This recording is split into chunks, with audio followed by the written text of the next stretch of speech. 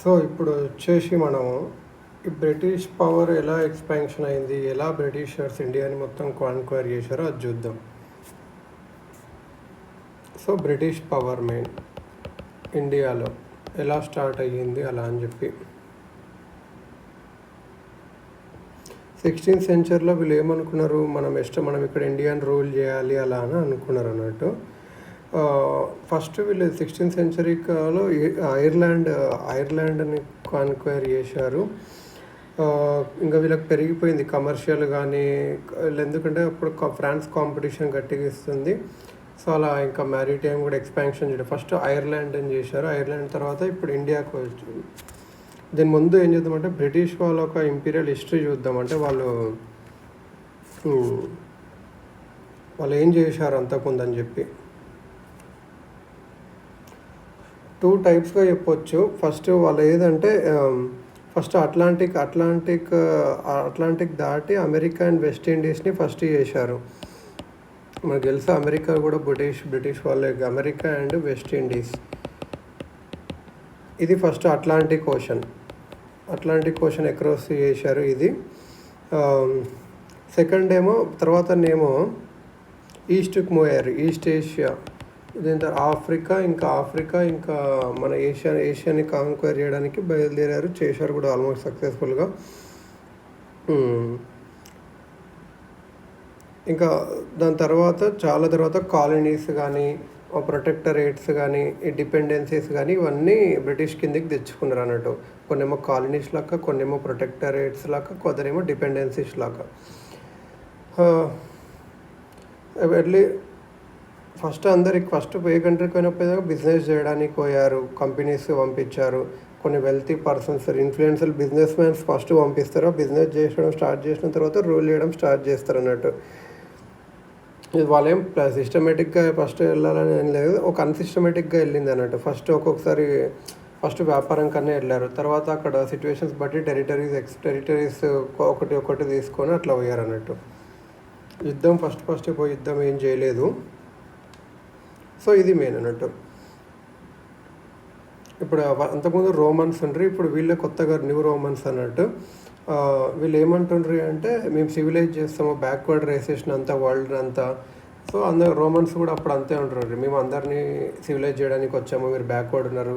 So వీళ్ళు కూడా Britons కూడా అంతే, మేము ఎన్లైట్ చేయడానికి వచ్చాము అలా అని చెప్పి. అక్కడ ఉన్న బ్రిటన్ ఇంటలెక్చువల్స్ పనిచేసే వాళ్ళని ఇట్లా చెప్పేవాళ్ళు అన్నట్టు, మేము చాలా సివిలైజ్ అయినాము, మేము మా రేస్ గొప్ప అలా ఇలా అని చెప్పి. ఓరియంట్ పీపుల్స్ మిగతా వాళ్ళందరూ బ్యాక్వర్డ్ అలా అని చెప్పి వాళ్ళకి యాక్చువల్గా కలిసి వచ్చింది. సో అలా ఇంకా వేరే సిట్యువేషన్, అక్కడ ఉన్న లోకల్ సిట్యువేషన్స్, ఇంకా సిట్యువేషనల్ ఫోర్సెస్ అన్నీ బట్టి చేంజ్ అవుతూ వచ్చింది ఇంపీరియల్ ఐడియాలజీ అని చెప్పి. కానీ ఫండమెంటల్ అయితే సేమ్ అన్నట్టు, వ్యాపారం చేయాలి, లూట్ చేయాలి, తర్వాత ఇక్కడ ఎంపైర్ని. ఒక డౌట్ వస్తుంది, బ్రిటిష్ వాళ్ళు ఇండియాని యాక్సిడెంటల్గా కాన్క్వెస్ట్ చేశారా లేకపోతే ఇంటెన్షనల్గా ప్లాన్ చేసుకొని వచ్చారా అని చెప్తే దీనికి కొన్ని డిఫరెన్సెస్ ఉన్నాయి. కొందరు ఏమంటారు అంటే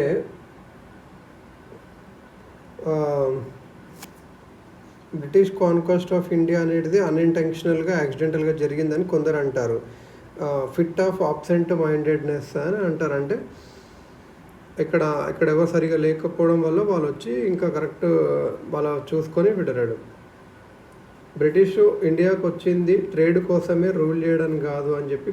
అంటే ఫస్ట్ వాళ్ళ ప్రాఫిట్ని పెంచుకోవడానికే, అందుకే వాళ్ళు వార్ చేశారు.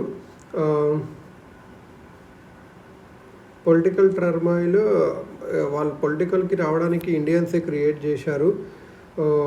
సో ఇంకా అప్పుడు ఏం చేస్తారు, వాళ్ళ టెరిటరీస్ అట్లా అని అంటారు. ఇంకో గ్రూప్ ఏమంటే బ్రిటిష్ క్లియర్ ఇంటెన్షన్తో వచ్చారు, ఎందుకంటే ఇండియా ఒక లార్జ్ ఎంపైర్ అని తెలిసి, సో దీన్ని కూడా ఆక్యుపై చేసుకుంటే మనం ఇంకా పెద్దగా అవ్వచ్చు అలా అని చెప్పి కొందరు అంటారు. కొన్ని ప్లాన్ చేసుకొని ఒకటి తీసేసుకున్నారు అన్నట్టు.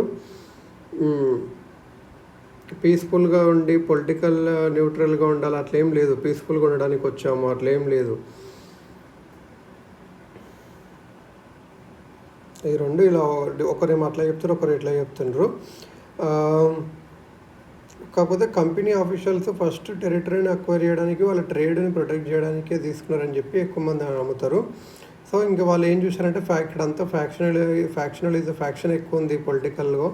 సో సో ఇక్కడ చాలా ఈజీ ఒక రూలర్ని ఇంకో రూలర్కి గొడవలు పెట్టి అందులో దూర్చి టెరిటరీస్ అక్యుపై చేసుకోవడం అని చెప్పి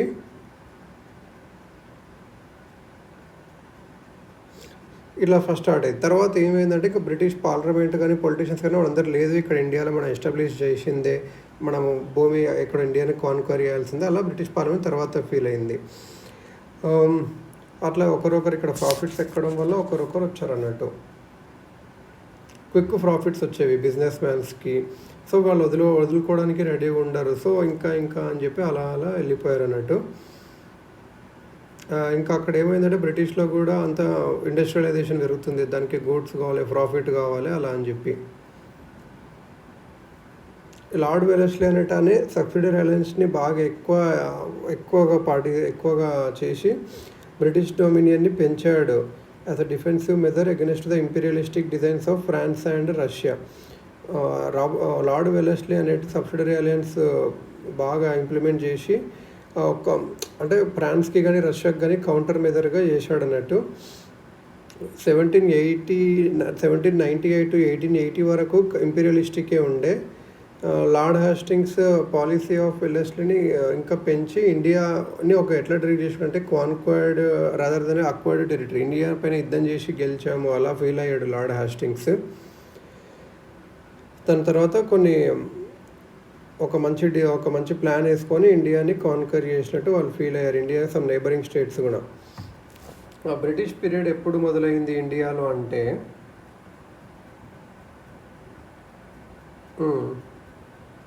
కొందరు ఏమంటారంటే 1970లో ఆంగ్లో ఫ్రెంచ్ వార్ స్ట్రగుల్ అప్పుడు, ఆంగ్లో ఫ్రెంచ్ వార్ అప్పుడు అంటారు. In the wake of war of Austrian succession in Europe అప్పుడు అంటారు. కొందరు ఏమంటారంటే 1757 బ్రిటిష్ ఎప్పుడైతే బ్యాటిల్ ఆఫ్ ప్లాసీలో నవాబ్ ఆఫ్ బెంగాల్ని డిఫీట్ చేశారో అది కొందరు అంటారు. కొందరేమో బాటిల్ ఆఫ్ పానీపట్ని మెయిన్గా మరాఠాస్ డిఫీటెడ్ బై అమర్ షా అబ్దాలీ ఉంటుంది కదా, అక్కడ బిగిన్ అయింది వీళ్ళది అని అట్లా అంటారు అన్నట్టు, battle of పానీపట్లో.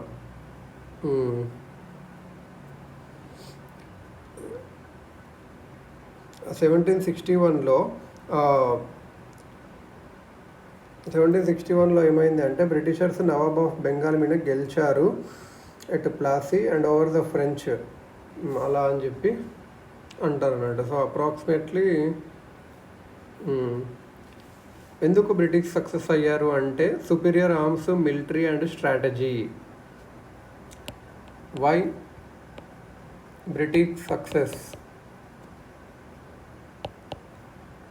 Causes of British success in India ఏదంటే superior arms, military, strategy, better military discipline and regular salary. So regular salary, discipline ఉంటుంది, civil discipline and fair selection system. Civil discipline and fair selection system అంటే అక్కడ army వాళ్ళ కానీ అక్కడ మంచిగా army soldiers కానీ వాళ్ళందరినీ ఒక ఎగ్జామ్ మెరిట్ బేస్ మీద రిక్రూట్ చేసుకునే వాళ్ళు. లీడర్షిప్ బాగుండేది, సెకండ్ లైన్ లీడర్స్ కూడా ఉండేవాళ్ళు. Brilliant leadership and second line leaders, ఇక్కడ సెకండ్ లైన్ లీడర్స్ కూడా బాగుండాలి. ఫైనాన్షియల్ బ్యాకప్ బాగుండేది, బ్రిటిష్ నేషనలిస్ట్ ప్రైడ్ ఉండేది, మోర్ దాన్ రిలీజన్ వాళ్ళకి బ్రిటిష్ నేషనలిస్ట్ ఉండేది. సో ఇప్పుడు మనము ఫైనాన్షియల్గా కానీ బ్రిటిష్ నేషనలిస్ట్ ప్రైడ్. సో ఇప్పుడు బ్రిటిష్ కాన్క్వెస్ట్ ఆఫ్ బెంగాల్ చూద్దాం మనం.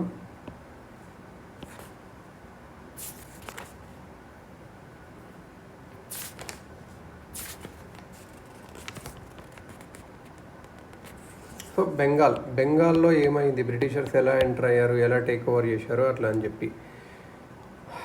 బెంగాల్ అప్పుడు ఎట్లుండే అంటే బెంగాల్ అనేది ఒక rich province of Mughal umpire.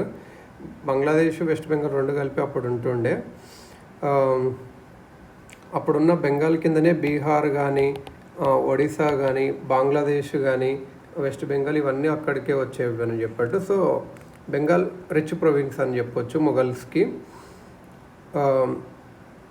Bengal to Europe, Bengal నుంచి ఏం ఎక్స్పోర్ట్ చేసేవాళ్ళు అంటే salt, Petri, rice, IndiGo, pepper, sugar, silk, cotton, textiles, handicrafts చేసేవాళ్ళు. ఈస్ట్ ఇండియా కంపెనీకి ఇక్కడ మంచి ఇంట్రెస్ట్ ఉండేది బెంగాల్లో ట్రేడ్ చేయాలి అట్లా అని చెప్పి. ఎందుకంటే 60% imports from Asia consisted of goods from Bengal. 60% from Asia వచ్చేవన్నీ బెంగాల్ నుంచే వస్తున్నాయి. సో బెంగాల్కి న్యాచురల్గా బ్రిటిషర్స్కి ఇంట్రెస్ట్ పెరిగింది బెంగాల్ మీద.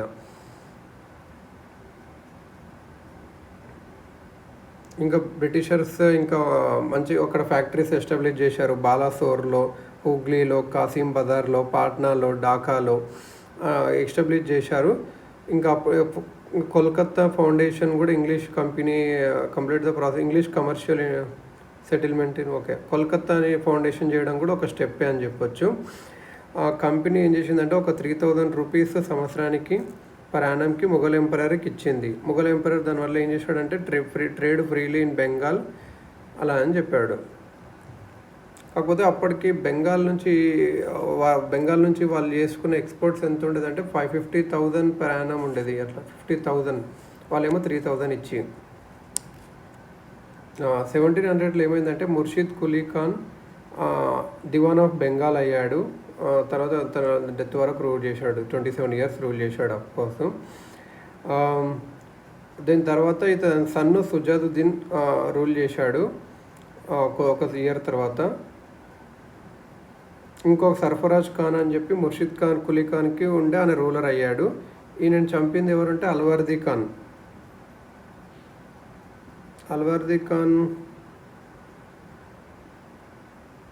1756 వరకు చేశాడు. ట్రిబ్యూట్స్ పే చేయడం కూడా ఆపాడు మొఘల్ ఎంపరర్కి.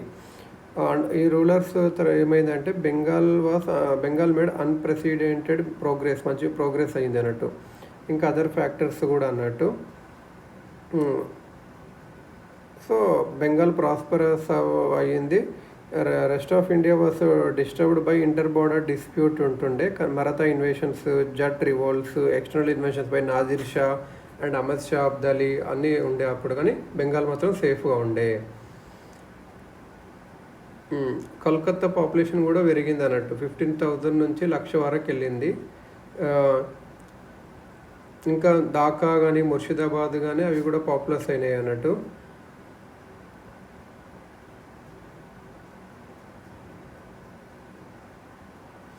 గవర్నర్స్ ఆఫ్ బెంగాల్ ఏం ఫీల్ అయ్యారంటే ఇంగ్లీష్ వాళ్ళకి ప్రివిలేజెస్ ఇచ్చడం వల్ల అది మనకు లాస్ అవుతుంది అని చెప్పి గ్రహించారు అన్నట్టు. సో ఫ్రిక్షన్ అయితే ఉండేది ఇంగ్లీష్ కమర్షియల్ ఇంట్రెస్ట్కి బెంగాల్ గవర్నమెంట్కి. సో ఇది మెయిన్ వీళ్ళకి ఇద్దరికి మధ్యలో ఫైట్ అన్నట్టు చెప్పట్టు.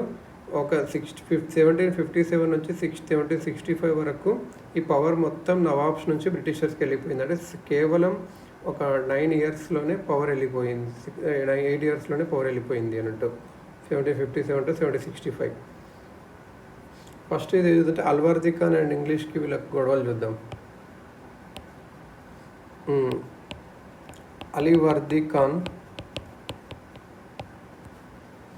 అల్వర్దీ Khan deputy governor of Bihar ఉండే. బీహార్ డిప్యూటీ గవర్నర్ ఉంటే ఈయన ఎవరిని చంపాడు? సర్ఫరాజ్ ఖాన్ నవాబ్ ఆఫ్ బెంగాల్ని చంపాడు. సర్ఫరాజ్ ఖాన్ నవాబ్ ఆఫ్ బెంగాల్ ఉంటాడు కదా, నేను చంపేశాడు. ఇంకా నేనే కొత్త సుబేదర్ ఆఫ్ బెంగాల్ అని చెప్పి అన్నాడు. కొంచెం large sum of certified his own position as new సుబేదర్గా న్యూ సుబేదర్ ఆఫ్ బెంగాల్గా ప్రొక్లెయిమ్ చేసుకున్నాడు మొఘల్ ఎంపరర్కి మనీ ఇచ్చి. అప్పుడు మొఘల్ ఎంపరర్ ఎవరెవరు అంటే మొహమ్మద్ షా, MUHAMMAD మొహమ్మద్ షా. సో అలీవర్దీ ఖాన్ ఎవరు చంపాడు? సర్ఫరాజ్ ఖాన్ని చంపేసి నవాబ్ ఆఫ్ బెంగాల్, ఈయన డిప్యూటీ గవర్నర్ ఆఫ్ బీహార్ ఉంటే న్యూ సుబేదర్ ఆఫ్ బెంగాల్ చేసి ప్రొక్లెయిమ్ చేసుకున్నాడు మొహమ్మద్ షాకి డబ్బులు ఇచ్చి. మంచిగా 15 years రూల్ చేశాడు. రూల్ చేసుకుంటా మరాఠాస్తో ఫైట్ చేశాడు కూడా. ఇంగ్లీష్ వాళ్ళు మరాఠాస్ ఇన్కర్షన్స్ అవుతున్నాయి కదా, దీన్ని ఒక అడ్వాంటేజ్గా తీసుకొని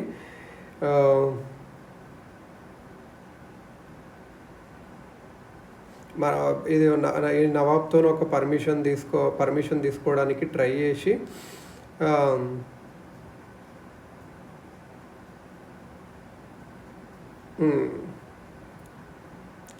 ఇంగ్లీష్ వాళ్ళు ఏం చేసుకున్నారంటే అడ్వాంటేజ్ ఆఫ్ మరాఠా ఇన్కర్షన్స్ తీసుకొని బెంగాల్లో ఒక పర్మిషన్ తీసుకున్నారు వాళ్ళ ఫోర్ట్ విలియంకి గోడ కట్టడానికి. అల్వర్ది ఖాన్ అప్పటికే డౌట్ పడాడు. Apprehensions were drawn to the Carnatic region where the European Alivardi ఖాన్కి అప్పుడే వీళ్ళు కర్ణాటకలో ఏం చేశారో తెలుసుకొని యూరోపియన్ కంపెనీస్ అక్కడ ఎలా పవర్ గ్యాదర్ చేశారో అది తెలుసుకొని ఇది అట్లా లేదు యూరోపియన్ అక్కడ కర్ణాటకలో మీరు ఇట్లా చేశారు అని చెప్పి మీరు వెళ్ళిపోండి ఇక్కడ నుంచి అని చెప్పి చెప్పాడు అన్నట్టు. కాకపోతే చచ్చిపోయాడు అన్నట్టు. 1756లో చచ్చిపోయాడు. దాని తర్వాత ఈయన grandson Siraj ud Daulah son of Alivardi Khan's youngest daughter. దాని తర్వాత కాకపోతే చచ్చిపోయాడు. కాకపోతే డౌట్ వచ్చింది. దాని తర్వాత ఎవరు వచ్చిండ్రు? సిరాజ్ ఉద్ దౌలా గ్రాండ్ సన్, చిన్న కూతురి ఒక సన్, గ్రాండ్ సన్ ఒక పై చేసుకున్నాడు. ఈ సిరాజుద్దౌలాకి ఏంటి ఛాలెంజెస్ అంటే 20 ఇయర్లోనే సిరాజ్ చాలా ట్రబుల్స్ తీసుకున్నాడు వాళ్ళ గ్రాండ్ ఫాదర్ నుంచి. ఒక రైవల్ కజిన్ కూడా ఉంటుండే, షౌకత్ జంగ్ అని, నవాబ్ ఆఫ్ పూర్నియా. ఇంకా ఒక హోస్టైల్ ఆంటీ గస్తీ బేగంగా అని కూడా ఉంటుండే, చైల్డ్లెస్ విడో. ఇంకా rebellious commander of the army Mir Jafar, husband of Alivardi Khan sister, and అలాంటి హిందూ సబ్జెక్ట్ పాపులేషన్. వీళ్ళందరూ వీనికి శత్రువులా ఉంటారు. వీళ్ళ గ్రూప్లో వీళ్ళ కోర్టులో ఇంకోటి ఏంటంటే జగత్ సేత్ అని ఒక గ్రూప్ ఉండేది, డామినెంట్ గ్రూపు. ఎవరెవరు కంప్రైజింగ్ ఆ డామినెంట్ గ్రూప్లో ఎవరెవరు అంటే జగత్ సేతు, ఓమి చంద్, రాయ్ బల్లభ్, రాయ్ దుర్లభ్, వాళ్ళు కూడా ఇతను అపోజ్ చేసేవాళ్ళు.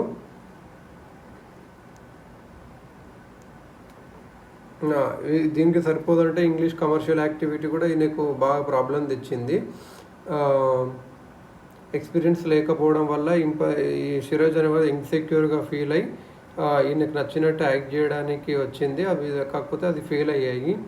షౌకత్ జంగ్ని చంపేశాడు. గస్తీ బేగం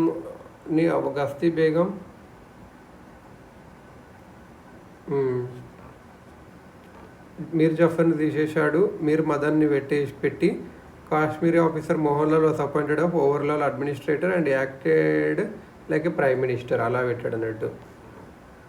సో సిరాజుద్దౌలాకి చాలా ప్రాబ్లమ్స్ ఉన్నాయండి. ఇప్పుడు ఒక బ్యాటిల్ ఆఫ్ ప్లాసీ చూద్దాం.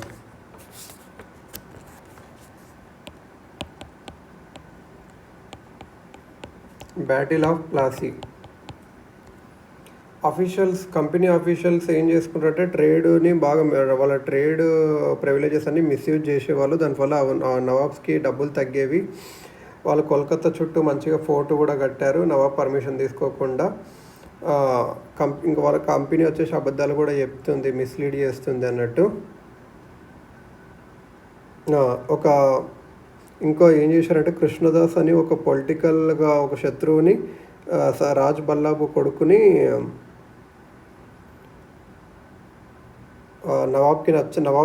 నవాబ్ని మోసం చేసిన రాజు బల్లభ్ కొడుకు కృష్ణదాస్ అతనికి కంపెనీ ఇచ్చారు. సిరాజ్ కంపెనీ ఏమనుకుందంటే సిరాజుద్దౌలా వీళ్ళ ప్రివిలేజెస్ అని తగ్గిస్తాడు అని భయపడ్డారు అన్నట్టు. ఎందుకంటే ఫ్రెంచ్ ఆఫ్ బెంగాల్తో ఫ్రెంచ్తో కొంచెం వీళ్ళు అప్పటికే దోస్తీగా ఉండే సిరాజుద్దౌలా. అయితే దీంట్లో ఏం చేశాడు అంటే Siraj Kolkata English fort at కోల్కతాని అటాక్ చేసి అతను కిందికి తెచ్చుకుంటే ఇంకా అప్పుడు స్టార్ట్ అయింది అన్నట్టు. ఇక్కడ బ్లాక్ హోల్ ట్రాజెడీ అని ఒకటి ఉంటుంది. ఈ బ్లాక్ హోల్ ట్రాజెడీ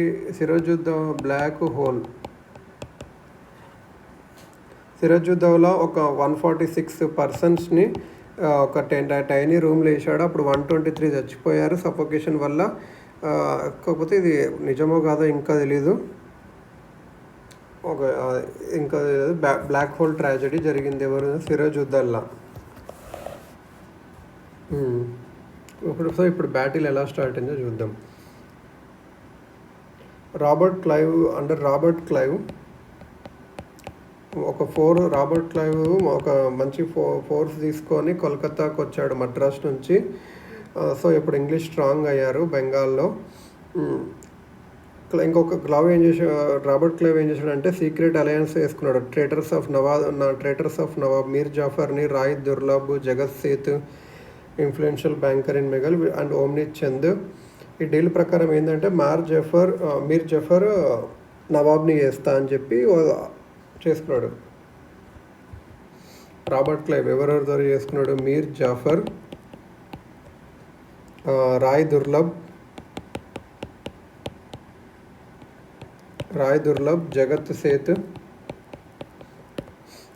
మీర్ జాఫర్ని నవాబ్ చేస్తా అని చెప్పాడు సీక్రెట్ అలయన్స్ చేసుకొని.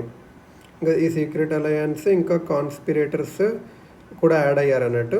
సో ఇట్లా ఇంగ్లీష్కి మంచిగా స్ట్రెంగ్త్ పెరిగి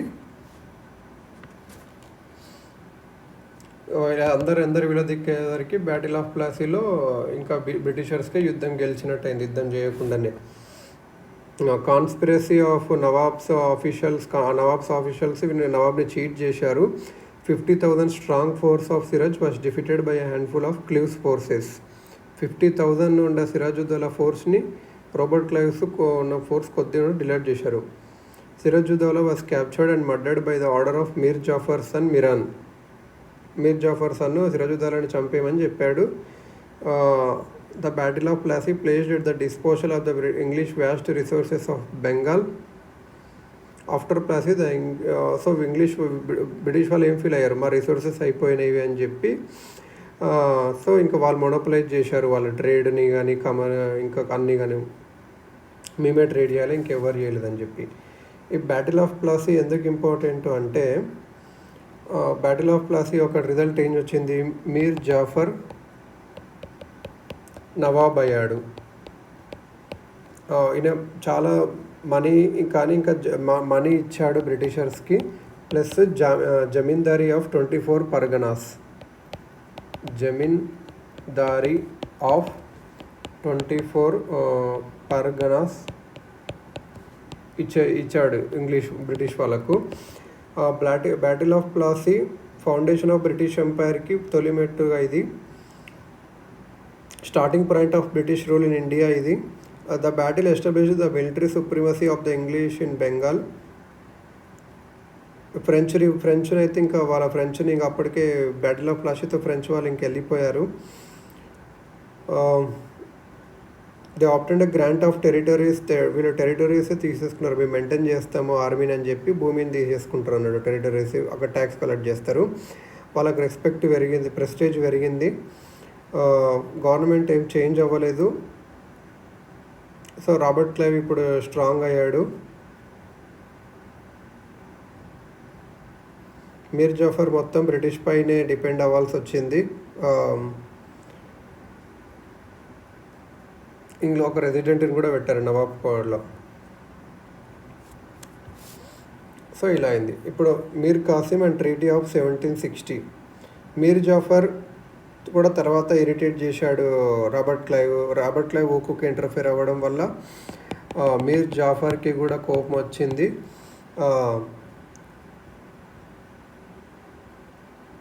మీర్ జాఫర్ ఏం చేశాడు అంటే ఈయన కూడా ఒక డచ్తో కలిసి కాన్స్పిరసీ చేయాలనుకున్నాడు. ఇంగ్లీష్ వాళ్ళని చంపాలనుకున్నాడు. కాకపోతే డచ్ని కూడా డిఫీట్ చేశారు ఇంగ్లీష్ వాళ్ళు ఇంగ్లీష్ ఫోర్సెస్ ఎట్ బీదరా. కాకపోతే డచ్ను కూడా ఇంగ్లీష్ ఫోర్సెస్ బీదరా కాడ డిఫీట్ చేశారు.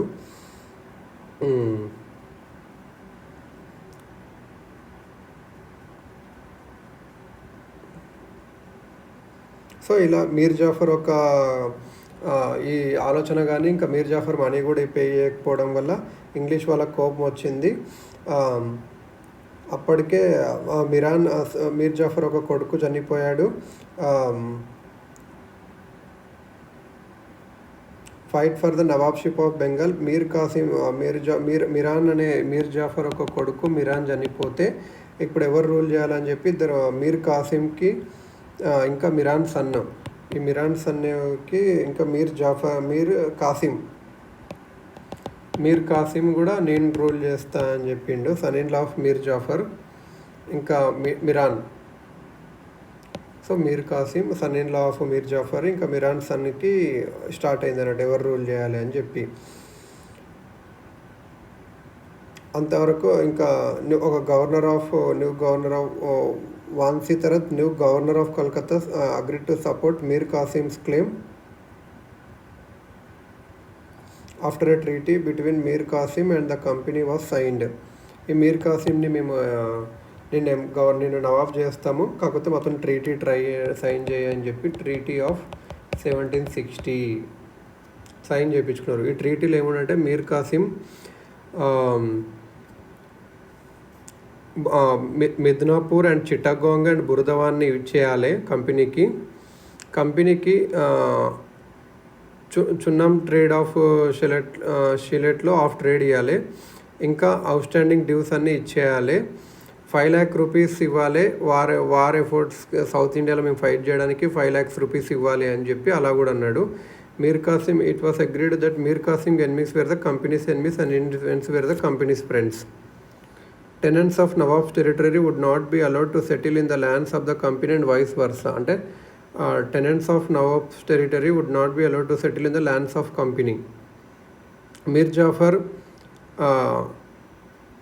జాఫర్ ఇంకా ఈ ప్రెజర్ వల్ల, ఈ కంపెనీ ప్రెజర్, మీర్ జాఫర్ రిజైన్ చేశాడు. మీర్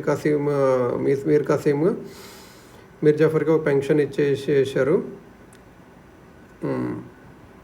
మీర్ కాసిం ఏం చేశాడు, ఈయన మంచి ఏబుల్ నవాబే. Among the successors of Alivardi Khan. పవర్కి రాగానే ముర్షిదాబాద్ నుంచి ముంగేర్కి వెళ్ళాడు, ఎందుకంటే అక్కడ సో మీర్ కాసిం కొంచెం ఏబుల్ ఉన్నవాడే క్యాపిటల్ చేంజ్ చేశాడు. ముర్షిదాబాద్ నుంచి బ్రిటిషర్స్కి దూరంగా వెళ్ళాలని చెప్పి ముంగేర్కి వెళ్ళాడు, బీహార్లో ఉన్న ముంగేర్కి వెళ్ళాడు మీర్ కాసిం. ముర్షిదాబాద్ నుంచి recognizing the bureaucracy with the men of his own choice and remodeling the army to enhance its skill and efficiency. కొంచెం వర్క్ చేశాడు. దీని తర్వాత బ్యాటిల్ ఆఫ్ బక్సర్ చూద్దాం. సో ఓవరాల్గా ఇప్పుడు చూడాల్సింది ఏంటంటే బెంగాల్లో ఇంతవరకు ఏమేం జరిగింది అంటే